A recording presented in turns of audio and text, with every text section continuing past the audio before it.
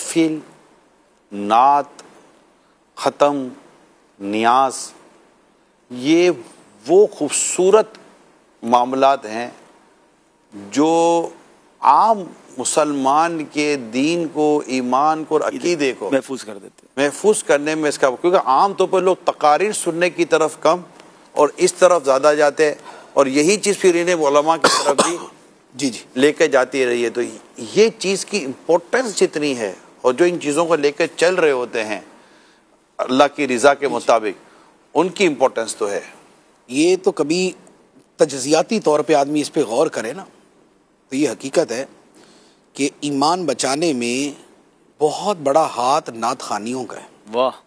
अकीदों की पुख्तगी, दिलों में नातों का उतरना और अकायद का उतरना और फ़ज़ाइल का उतरना और मोहब्बत रसूल सल्लल्लाहु अलैहि वसल्लम का दिल में जागुज़ी होना, इसके पीछे शायद सबसे बड़ा फैक्टर नात खानी होता है। वाह वाह वाह वाह। क्योंकि आज तो नात खानी खुश हो जाएंगे। इल्म और कैफ दोनों देती है। वाह।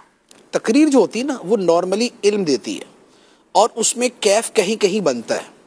किताब ज़्यादातर इल्म देती है, कैफ कम बनता है। लेकिन नात खानी जो है ना, वो दो चीज़ों को इकट्ठे दिल में उतारती है। बिल्कुल। तो इसलिए नात खानी बहुत अजीम जो है वो चीज़ है। हत्ता के आला हज़रत अली रहमा ने एक जगह तो यहाँ तक फरमाया है, जैसे एक जगह तो वैसे सवाल हुआ ना कि इश्क़ रसूल सल्लल्लाहु अलैहि वसल्लम पैदा करने का तरीका, तो फरमाया सीरत का मुताला नंबर 1, नंबर 2 दुरूद शरीफ की कसरत, और नंबर 3 किसी खुश इल्हान नात खान से नाते सुनना। क्या बात है, बिल्कुल ऐसा ही है। और ये बिल्कुल हकीकत, बिल्कुल हकीकत कि इसी से इश्क व मोहब्बत पैदा होते।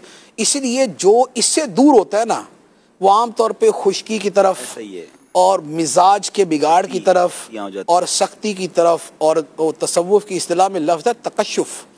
तकश्शुफ का मतलब होता है, यानी कि अब उसको सड़ियर मिजाजी भी कह सकते हैं, लेकिन खुश्क मिजाजी आप ज़्यादा जाहिद खुश कहेंगे, जाहिद ये तकश्शुफ बेसिकली उसी को कहते हैं तकश्शुफ।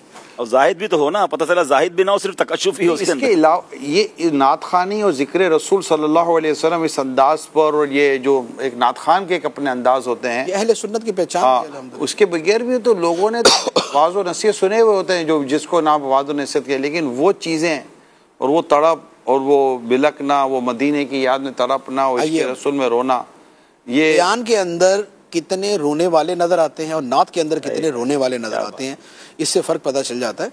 तो ये बड़ी अजीम चीज़ है ये।